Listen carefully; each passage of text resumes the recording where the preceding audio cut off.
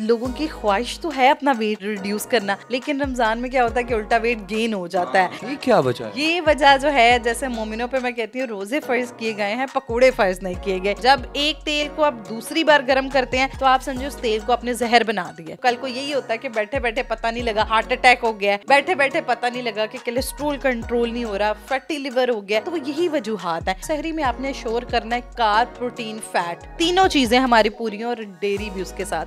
तो कार्ब में हो सकता है कि आप रोटी का इस्तेमाल कर सकते हैं, जौ के दलिए का इस्तेमाल कर सकते हैं, आप स्कंजवीन का इस्तेमाल कर सकते हैं चीनी के बगैर, आप चिया सीड वाला पानी इस्तेमाल कर सकते हैं, खजूर का बना मिल्क शेक इस्तेमाल कर सकते हैं, फ्रेश फ्रूट का बाउल बना सकते हैं, आप फ्रूट चाट का इस्तेमाल कर सकते हैं। चना चाट इज अ अमेजिंग थिंग। ये बहुत जबरदस्त चीजें हैं जो मुझे लगता है कि अफ्तारी आप इंजॉय कर सकते हैं। बिस्मिल्लाहिर्रहमानिर्रहीम। पाकिस्तान समेत दुनिया भर में देखने और सुनने वालों को अस्सलामु अलैकुम। मेरा नाम ज़ैन इम्तियाज़ है और आप देख रहे हैं डेली पॉइंट। नाज़रीन, रमज़ानुल मुबारक है और रमज़ानुल मुबारक जहाँ पर सब्र के हवाले से तलकीन करता है, इसके अलावा जो है मुख्तलिफ लोग जो हैं रमज़ानुल मुबारक में खुसूसन अपना वेट लूज़ करते हैं। अब वेट लूज़ करने में कहीं ना कहीं वो अपने साथ ज़्यादती भी कर रहे होते हैं खुराक में, और उसके अलावा उनके पास कोई डाइट प्लान मौजूद नहीं होता। इसलिए आज हमारे साथ मौजूद हैं डॉक्टर वर्दा सिकंदर, जो कि डाइटिशियन भी हैं, इसके अलावा जो है कंसल्टेंट भी हैं, ब्यूटिशियन के हवाले से, एस्थेटिक के हवाले से भी इनका काम है। इनसे बात करते हैं कि वेट लूज़ करने के हवाले से कोई प्रॉपर डाइट प्लान होता है क्या? डाइट प्लान जो है वो, जैसे हम लोग कहते हैं अमीर का कानून अलहदा और गरीब का कानून अलहदा, क्या डाइट प्लान में भी फ़र्क होता है या अमीर और गरीब दोनों डाइट प्लान बना सकते हैं और उस पर अमल कर सकते हैं? डॉक्टर साहब अस्सलाम वालेकुम। वालेकुम अस्सलाम। डॉक्टर साहब, सबसे पहले तो ये बताइएगा, रमज़ान मुबारक है, हर शख्स की ख्वाहिश है कि वो अपना वज़न जो है वो कम कर ले, क्या ऐसा? अच्छा जैन, सबसे बड़ी बात यह है कि सब लोगों की ख्वाहिश तो है अपना वेट रिड्यूस करना, लेकिन रमज़ान में क्या होता है कि उल्टा वेट गेन हो जाता है। जो हमारा साइकोलॉजिकली है ना, वो ये है जी वेट कम करना है, वेट कम करना है, लेकिन जैसे ही रमज़ान आता है इससे अपोजिट चीज़ होती है, हमारा वेट उल्टा रीगेन हो जाता है। ये क्या वजह है? ये वजह जो है, जैसे मोमिनों पे मैं कहती हूँ रोज़े फ़र्ज किए गए हैं, पकोड़े फ़र्ज नहीं किए गए। अब मोस्टली क्या होता है कि हम लोग का जो फ्राइड मील्स हैं वो मल्टीप्लाई 2 हो जाती हैं। आम पूरे साल में हम इतना फ्राई फूड नहीं खा रहे होते, रमजान में समोसे भी चल रहे हैं, पकोड़े भी चल रहे हैं, कचौरियां भी चल रही हैं। वो एक डॉक्टर इरफान कैसर साहब ने भी वो लाजम समोसों के हवाले से मना किया था, आप पकौड़ों के हवाले से मना कर रहे हैं। जी देखिए, समोसे, पकोड़े या सफ़ेद मैदे से कोई भी बनी चीज़, और फिर वो जो डीप फ्राइड चीज़ है, ऑब्वियसली वो ना सिर्फ आपका वेट गेन करेगी, आपके अंदर बैड कोलेस्ट्रोल का बाइस बनेगी, और कल को मोटापे के साथ साथ 4 और बीमारियां। तो इस वजह से रोज़ों में ये चीज़ और ख़तरनाक हो जाती है। वो इसलिए कि जब हम पूरा दिन खाली पेट होते हैं, हमारा जिस्म जो होता है वो उसके अंदर फास्टिंग मेटाबॉलिज्म को बेहतर करती है, लेकिन जब हम अपने रोज़े का आगाज़ ही लाल मशरूबात से करते हैं, हम ऐसे आर्टिफिशियल ऑरेंज रंग के मीठे जूसेस से करते हैं कि जिनके अंदर सिर्फ चीनी है, उसके अलावा डीप फ्राइड जो है वो अफ्तारी की ऑप्शंस हमारे पास होती हैं, तो जिसकी वजह से उल्टा हमारा वेट भी गेन होता है और लोगों के निज़ाम हज़म जो है वो बहुत ज़्यादा अपसेट हो जाते हैं। तो बड़ा एक अजीबो गरीब सा सवाल पैदा कर दिया कि जहाँ पर लोग अपनी सेहत को बेहतर करने की कोशिश कर रहे होते हैं, वो उल्टा और बीमारियों में मुब्तला हो जाते हैं। बिल्कुल बिल्कुल ऐसा ही है कि रमज़ान में आप अगर हॉस्पिटल्स देखेंगे, जैसे कि अभी आपने देखा होगा कि हम खुद कहते हैं कि क्लाइंट्स डबल हो जाते हैं, उल्टा सीन हो जाता है, डॉक्टर्स की ईदी। बिल्कुल जी, ये भी होता है। तो इसलिए बहुत ज़रूरी है कि रमज़ान को हम हेल्दी वे में गुजारें, और अल्लाह ताला ने नेचुरली रोज़े का जो सिस्टम बनाया है, हमारे ऑर्गन्स की डिटॉक्सिफिकेशन है, हमारे जो फैट सेल्स है एज अ एनर्जी उनको इस्तेमाल कराएं। तो रमज़ान में आप ज़रूर पकोड़े खाएं, लेकिन पकोड़ों को बनाने का एक तरीका है। पकोड़ों को सबसे पहले तो क्या करना है कि आपने सब्ज़ी का कंटेंट उसके अंदर ज़्यादा रखना है और बेसन की तादाद कम रखनी है, और उसके हाँ जी, बेसन भी, अगर चने की दाल भी बहुत ज़्यादा लेंगे तो वो स्टार्च कंटेंट ज़्यादा हो जाता है। और उसके साथ जो सबसे गलत प्रैक्टिस है उसमें 2 चीज़ें हैं। एक तो वो डीप फ्राइड है, डीप फ्राई नहीं करें आप, 2 से 3 चम्मच तेल लेके छोटे छोटे पकोड़े बना के और उनको खा सकते हैं। उसके अलावा दूसरी चीज़, जब एक तेल को बार बार आप गर्म करते हैं, जब एक तेल को आप दूसरी बार गर्म करते हैं तो आप समझो उस तेल को अपने जहर बना दिया। उसके अंदर ऑक्सीडेटिव स्ट्रेस पैदा हो जाता है, जो ना सिर्फ हार्ट की बीमारियों का बाइस बनता है, बैड कोलेस्ट्रोल का बाइस बनता है। तो इसलिए एक तो ऑयल को रीफ्राई नहीं करना, चाहे कोई भी आपने चीज़ है थोड़ा सा तेल डालें, जितना उस टाइम की ज़रूरत है उतना डालें और उसको दोबारा नहीं गर्म ना करें, ताकि वो बाजार में पकोड़े समोसे मिलते हैं मैडम, वो तो सुबह बनाते हैं और उसके बाद रात तक वही चलता है। रात तक वो नहीं, 10 दिन तक वही चलता है। जो काले तेल के अंदर चीजें जो है वो बनती हैं, तो वो कल को यही होता है कि बैठे बैठे पता नहीं लगा हार्ट अटैक हो गया है, बैठे बैठे पता नहीं लगा कि कोलेस्ट्रोल कंट्रोल नहीं हो रहा, फैटी लिवर हो गया, तो वो यही वजूहात हैं। और आप देखिएगा कि रमज़ान जैसे ही गुजरता है, लोगों को एंजाइना के मसले, लोगों को गट के मसले, निज़ाम हज़म के मसले, ईद पे अक्सर लोग जी कह रहे होते हैं कि नौजिया हो रहा है, वॉमिटिंग, थोड़ा सा खाया तो तबीयत ख़राब हो रही है। तो वो यही वजूहात हैं कि हम लोग लाइफस्टाइल अपना रमज़ान में उल्टा ख़राब कर लेते हैं।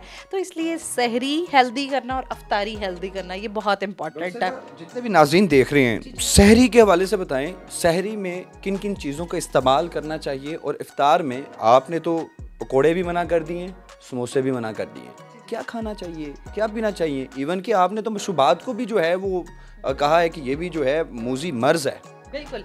अच्छा, सबसे पहले जो है वो अगर सहरी की मैं बात करती चलूँ तो सहरी में आपने श्योर करना है कार्ब, प्रोटीन, फैट, तीनों चीज़ें हमारी पूरी हैं, और डेयरी भी उसके साथ।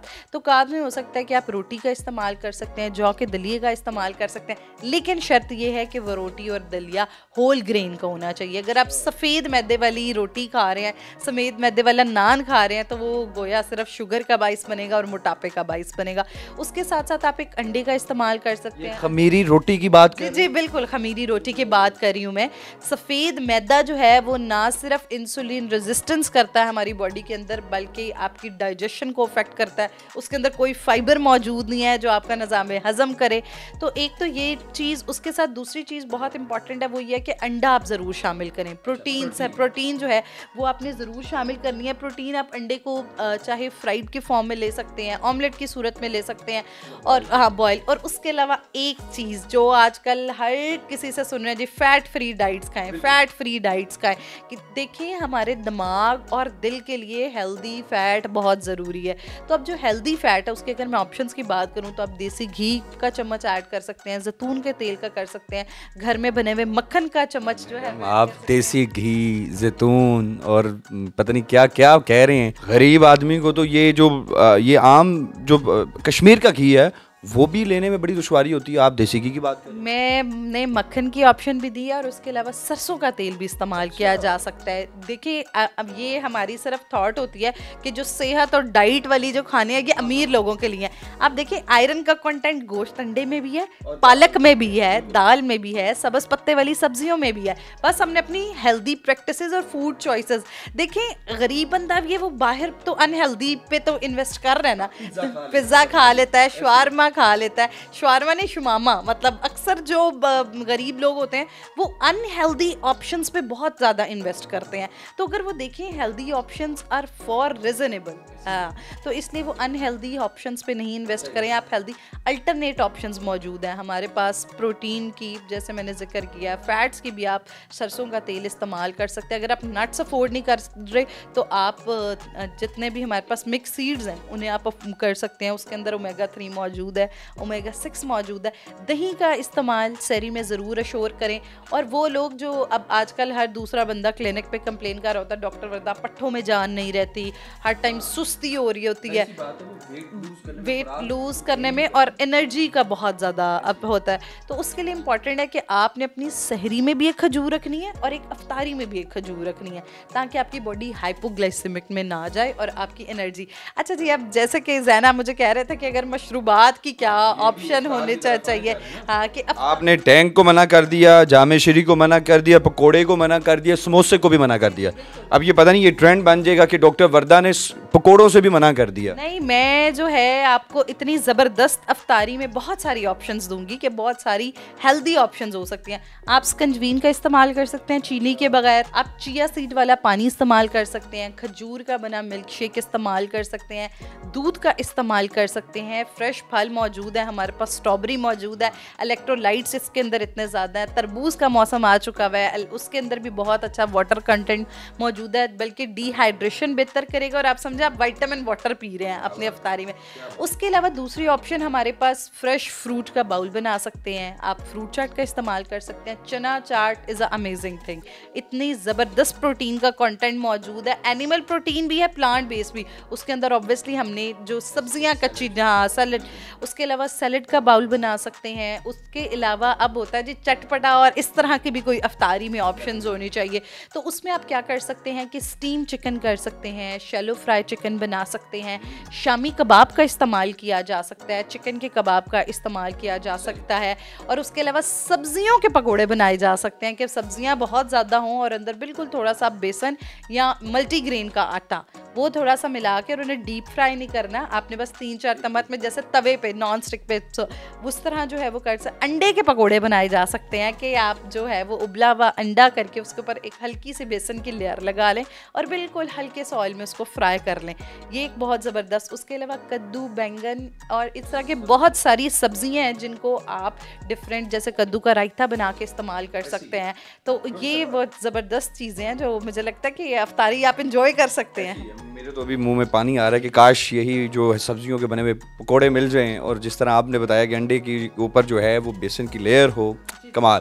ये बताइएगा कि जिस तरह आपने फरमाया कि ये सारा यानी कि सहरी में इन चीज़ों का इस्तेमाल किया जाए या इफ्तार में इन चीज़ों का इस्तेमाल किया जाए, इसके अलावा हमने देखा कि हॉस्पिटल्स में अब रश बहुत बढ़ जाता है, कुछ लोग ज़्यादा खा लेते हैं, कुछ लोग कम खाते हैं। ज़्यादा खाना भी नुकसानदेह है और कम खाना भी नुकसानदेह है। मरीज़ों की तादाद ज़्यादा किस मर्ज़ में मुब्तला मरीज़ आते हैं? मोटापे की बहुत ज़्यादा रेशो है हमारे पास आजकल, बच्चियाँ हार्मोन्स की ख़राबी से वो बहुत ज़्यादा आ रही हैं PCOS के हवाले से। उसके अलावा high cholesterol, uric acid, even though 30 साल से ऊपर लोगों की एक अच्छी तादाद अस्पतालों में मौजूद है। और उसके अलावा अपना हमारे जिस्म के जो इंजन है, हमारा मैदा और हमारा जिगर, इसकी आप आजकल पतले पतले लोग आते हैं जी, लिवर फैटी का मसला है, छोटी छोटी उम्र के लोग हैं। तो ये देखिए, खाना हमारे लिए जहर भी हो सकता है और खाना हमारे लिए शिफा भी हो सकता है, लेकिन उस खाने का सही इस्तेमाल बहुत ज़्यादा मैटर करता है कि आपने कौन सी ऑप्शंस यूज़ करनी है, कुकिंग मेथड्स कौन से रखनी है, ताकि वो खाना बैलेंस, जैसे तिब्बे नबी में भी कहा जाता है कि अपनी खुराक जो है उसको आप मतवाजन रखें।